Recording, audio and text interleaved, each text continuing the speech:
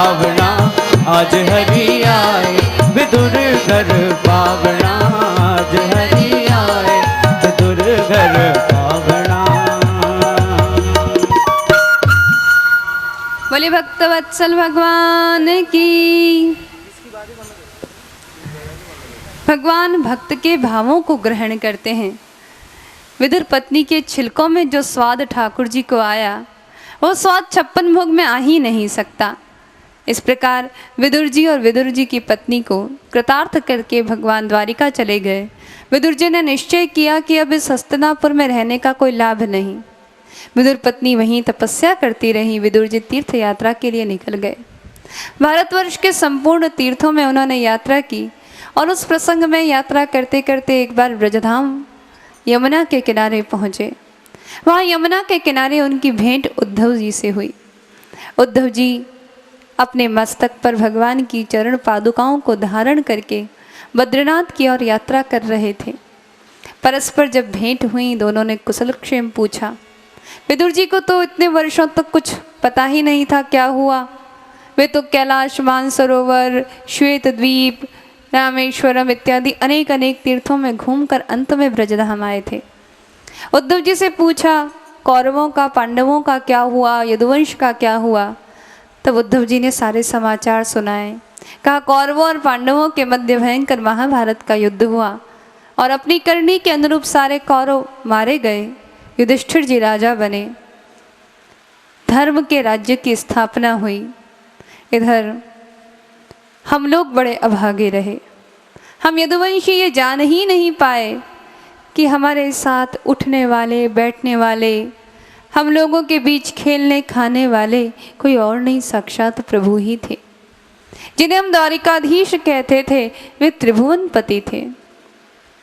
जैसे चंद्रमा की छवि नदी में, सागर में दिखाई देती है, तो मछलियाँ सोचती है ये हमारी जैसी कोई मछली ही होगी और वो चंद्रमा का स्वरूप समझ नहीं पाती। कुछ ऐसा ही हमारे साथ हुआ। हम समझ ही नहीं पाए कि हमारे बीच में खेलने वाले, हम सबको रमण कराने वाले साक्षात प्रभु ही हैं। और हमारे देखते ही देखते समस्त यदुवंश का संहार करके वे श्री कृष्ण जिन्होंने सुंदर सुंदर बाल चरित्रों से इस ब्रजमंडल को धन्य किया, वे श्री कृष्ण जिन्होंने मथुरा में कंस का वध किया, वे श्री कृष्ण जिन्होंने द्वारिका नगर को बसाया, वे कृष्ण जिन्होंने रुक्मिणी का हरण किया, वे कृष्ण जिन्होंने पांडवों के यहाँ झूठे पत्तल उठाए, वे कृष्ण जो पार्थ सारथी बने, वे कृष्ण जो महाभारत के युद्ध के कारण बने, जिन्होंने पांडवों के राज्य की स्थापना की, वे कृष्ण ऐसे वीतरागी, ऐसे योगेश्वर जिनको उनका घर परिवार, पत्नी, बच्चे कुछ भी बांध नहीं सका, साक्षात योगेश्वर विभु। और अंत में 125 वर्ष की अवस्था में अपने संपूर्ण वंश का अपने ही हाथों संहार करा के लीला संवरण करके वे गोलोक धाम चले गए। पूरे यदुवंश का संहार हो गया। मैं भी उनके साथ ही जाना चाहता था, लेकिन उन्होंने मुझे यह आज्ञा दी, उद्धव तुम मुझसे अणुमात्र भी भिन्न नहीं हो, तुम मेरी उत्सव मूर्ति हो, तुम मेरे ही जैसे हो। इस लोक में भागवत धर्म का प्रचार करने के लिए तुम यहीं रहो। मुझे अपनी चरण पादुकाएं दी। 2 महापुरुष ऐसे हैं जिन्हें भगवान ने अपनी चरण पादुकाएं दी हैं, एक भरत जी और दूसरे उद्धव जी। दोनों ही भगवान की उत्सव मूर्ति हैं, दोनों ही श्यामांग विग्रह हैं। भरत जी भी भगवान के समान ही नीलाम्बुज श्यामल है और उद्धव जी भी श्री कृष्ण के समान ही हैं। बद्रीनाथ में भगवान नारायण की उत्सव मूर्ति के रूप में आज भी उद्धव जी ही विराजमान। जोशी मठ में जो नीचे मूर्ति ले जाई जाती है वो उद्धव जी की ही प्रतिमा है, इसीलिए उद्धव जी को भगवान की उत्सव मूर्ति कहते हैं, भगवान के जैसे ही हैं। उनको भगवान ने अपनी चरण पादुकाएं दी, अपने दिव्य ज्ञान का उपदेश दिया। विदुर जी ने कहा, उद्धव जी आप धन्य हो, आपको भगवान के श्री मुख से ज्ञान उपदेश सुनने को मिला, आपको भगवान ने अपने तत्व का ज्ञान दिया। काश मैं भी अंतिम समय उनके पास होता और इस ज्ञान को मैं भी सुन सकता। उद्धव जी ने कहा, चिंता मत करो विदुर जी, जब भगवान लीला संवरण करके अपने धाम की ओर प्रयाण कर रहे थे, उस समय मैं और मैत्रेयी जी वहाँ उपस्थित थे। हम दोनों को भगवान ने ज्ञान का उपदेश दिया और उस समय भगवान ने आपको याद किया। मैत्रेयी जी को कहा था ये ज्ञान का उपदेश मेरे प्रिय भक्त विदुर जी को भी सुनाना। अंतिम समय में प्रभु ने मेरे जैसे दासी पुत्र को, मेरे जैसे अधम को याद किया। ये बात सुनकर विदुर जी की आंखें छलछलाए। कुरुवंश का संहार हो गया, यदुवंश का संहार हो गया। इन सब बातों से विदुर का ज्ञानी हृदय बिल्कुल व्यथित नहीं हुआ। ये तो काल की गति है, जो आएगा सो जाएगा। लेकिन प्रभु ने अंतिम समय में लीला संवरण के काल में मेरे जैसे अधम व्यक्ति को, सामान्य तुच्छ व्यक्ति को याद किया। इस बात का स्मरण करते ही विदुर जी के सामने भगवान की वो झांकी प्रकट होकर खिलने लगी। कैसे भगवान मेरे घर आए, कैसे मेरे यहाँ भोजन किया और कैसे बिल्कुल विश्राम की मुद्रा में मेरी जंघा को तकिया बनाकर लेट गए थे। भगवान की सुंदर झांकी का स्मरण करके नेत्रों से अश्रुधार प्रवाहित होने लगी। उद्धव जी से भेंट करके विदुर जी मैत्रेयी जी का पता पूछकर हरिद्वार में मैत्रेयी जी के आश्रम पर पहुँचे। मैत्रेयी जी से विदुर जी ने बहुत सुंदर प्रश्न किया। हे मैत्रेयी जी महाराज, आप तो भगवान के लीला संवरण के काल में उनके सम्मुख उपस्थित थे। आपने वो परम ज्ञान, वो परम तत्व का ज्ञान, वो भागवत का ज्ञान भगवान के ही श्रीमुख से सुना है। और केवल भगवान के ही श्रीमुख से नहीं सुना, आपने सांख्यायन ऋषि के, पाराशर ऋषि के श्रीमुख से भी शेष सांकर्षणी परंपरा से प्राप्त भगवत का ज्ञान। भागवत की दो परंपराएं हैं। एक तो नारायणी परंपरा, जिसमें नारायण से ये ज्ञान ब्रह्मा को, ब्रह्मा से नारद जी को, नारद जी से वेदव्यास जी को और वेदव्यास जी से सुखदेव जी को मिला है।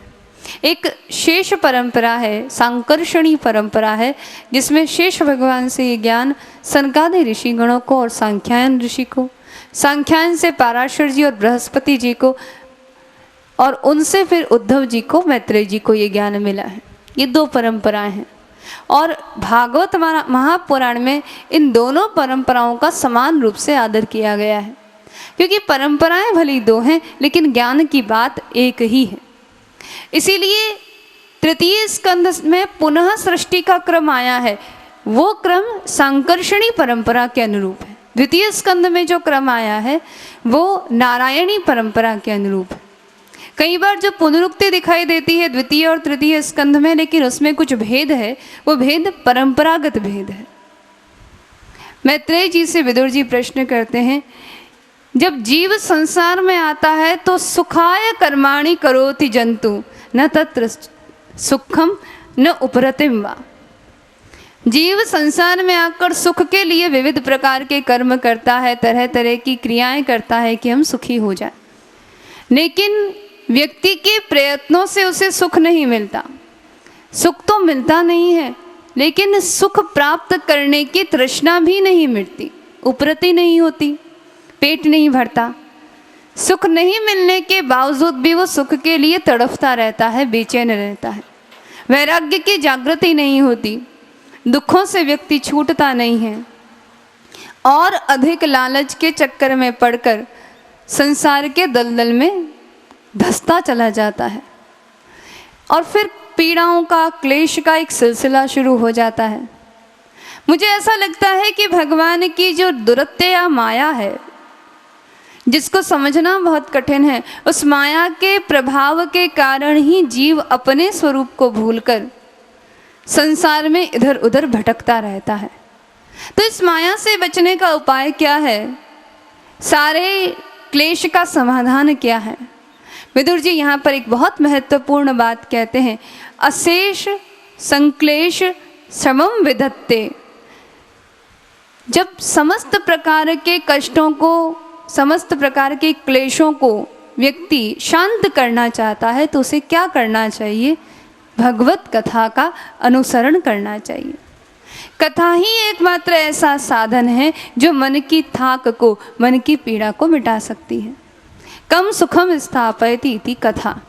जो व्यक्ति को सुख में स्थापित कर दे। सुख के लिए व्यक्ति कर्म कर रहा है लेकिन सुख नहीं मिल रहा, तो सुख कहाँ मिलेगा? विदुर जी के मतानुसार व्यक्ति को सुख भगवत कथा में मिलेगा, भगवत चरित्र में मिलेगा। ये विदुर जी का मत है और विदुर जी इस मत का मैत्रेय जी के द्वारा अनुमोदन करवाना चाहते हैं, क्योंकि हमारे शास्त्रों की ये परंपरा है कि अपने मन की बात सत्य नहीं होती। अपने मन में यदि कोई बात आए और संत लोग उसे स्वीकृति प्रदान करें, उसमें अपना अभिमत जोड़ दें, तो वो बात प्रमाणित हो जाती है। विदुर जी यही बात कह रहे हैं कि संसार में आने पर भी व्यक्ति को जब सुख नहीं मिले तो वो क्या करे।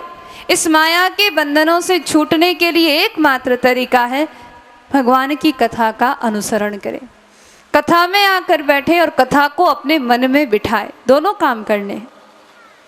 केवल कथा में बैठने से सुख मिलेगा ऐसा संभव नहीं है, कथा भी आपके भीतर बैठनी चाहिए।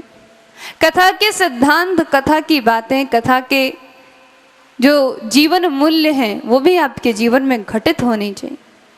यदि कथा मन में बैठ गई तो फिर सुख की आवश्यकता ही नहीं रहेगी।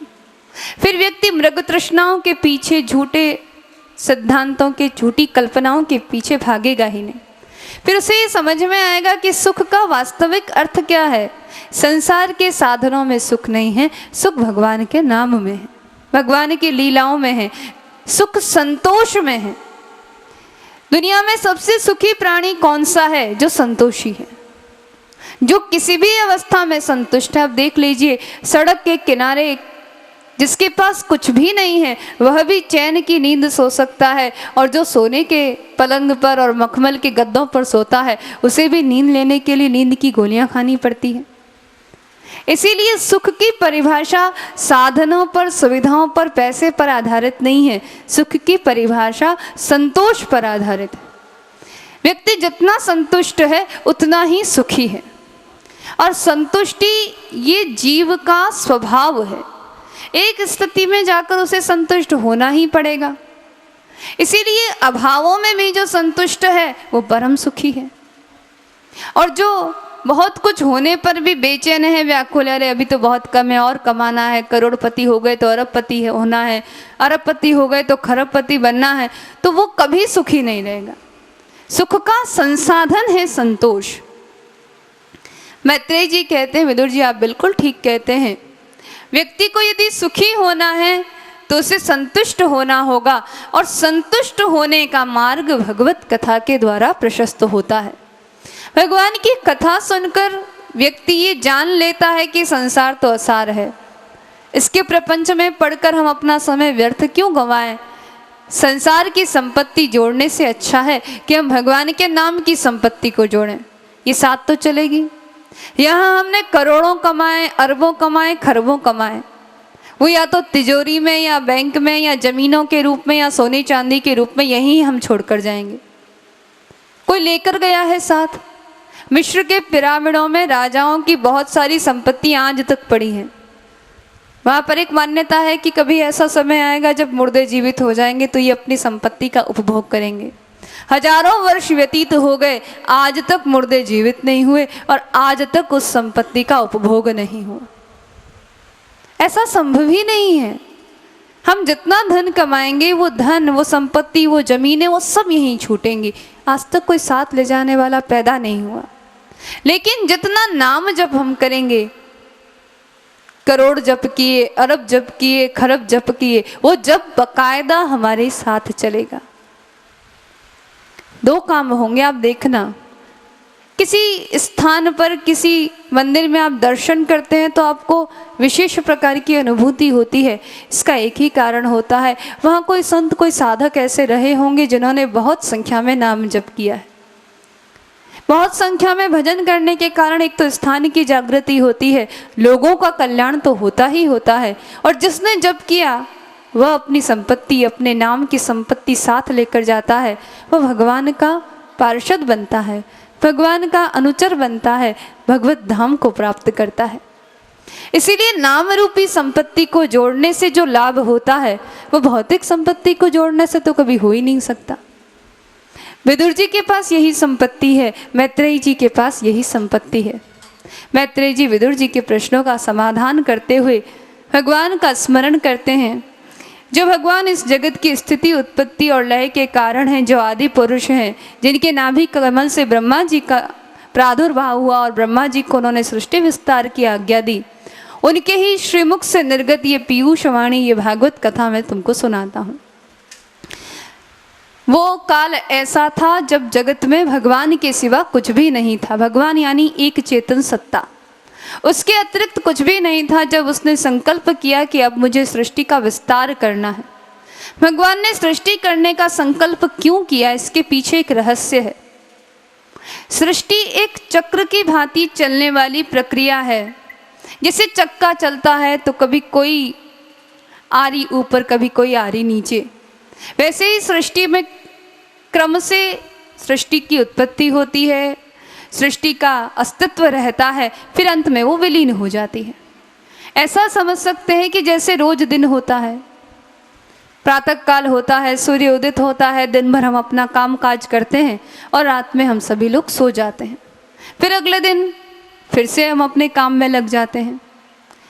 आज जो काम हमारा अधूरा छूट गया होगा, कुछ फाइलें बच गई होंगी, कोई काम करना रह गया होगा, तो हम वो काम कल पर छोड़ देते हैं। स्वाभाविक है।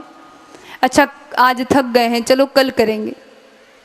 ठीक ऐसे ही सृष्टि में भी जब सृजन का समय आता है, वो प्रभात का काल है। भगवान सृष्टि को उत्पन्न करते हैं, प्रभात की तरह जीवों का सृजन होता है, जीवों की नींद खुलती है।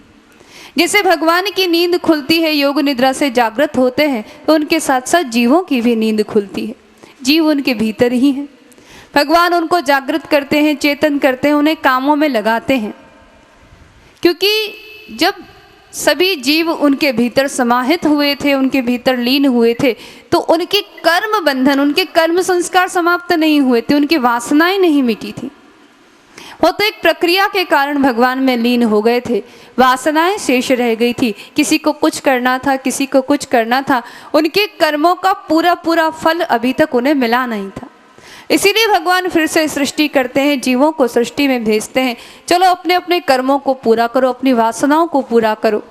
और कदाचित तुम्हें अवसर मिल जाए कि तुम अपनी वासनाओं को समाप्त कर पाओ, तुम अपने कर्मों को समाप्त कर पाओ, तो फिर सदा के लिए मुझ में लीन हो जाना, फिर वापस आवागमन न होना पड़े, फिर नई सृष्टि में तुम्हें जाना न पड़े। इसीलिए एक मौका है। जैसे दिन में हर व्यक्ति के पास काम करने का मौका होता है कि वो अपनी बेस्ट परफॉर्मेंस दे, वैसे ही भगवान सृष्टि करके जीव मात्र को एक मौका देते हैं कि तुम अपनी सर्वोत्कृष्ट भूमिका का निर्वहन करो। अपने कर्मों को इस तरह से करो कि जब रात्रि हो, जब सृष्टि में लय की अवस्था आए, उससे पहले पहले तुम्हारी सारी वासनाएं, तुम्हारे सारे कर्म फल समाप्त हो जाएं, और जब तुम फिर मुझ में लीन हो तो फिर तुम्हें कहीं आना जाना ना पड़े। तुम नित्य गोलोक साकेत वैकुंठ में आराम से विचरण करो, विहार करो। इसीलिए भगवान पुनः सृष्टि करते हैं, जीवों को अवसर देते हैं। जो जीव इस अवसर का लाभ उठा लेते हैं वो मुक्तात्मा कहलाते हैं, और जिनको ये लाभ नहीं मिलता उनको पुनः लाभ लेने के लिए भगवान फिर से सृष्टि करते हैं। इस प्रकार सृष्टि एक अनंत प्रक्रिया है। जब तक प्रत्येक जीव मुक्त नहीं हो जाएगा तब तक ये सृष्टि का क्रम चलता रहेगा। अनंत काल से चल रहा है, अनंत काल तक चलता रहेगा। भगवान ब्रह्मा जी को उत्पन्न करते हैं। ब्रह्मा जी के द्वारा निर्मित सृष्टि ये सर्ग सृष्टि है।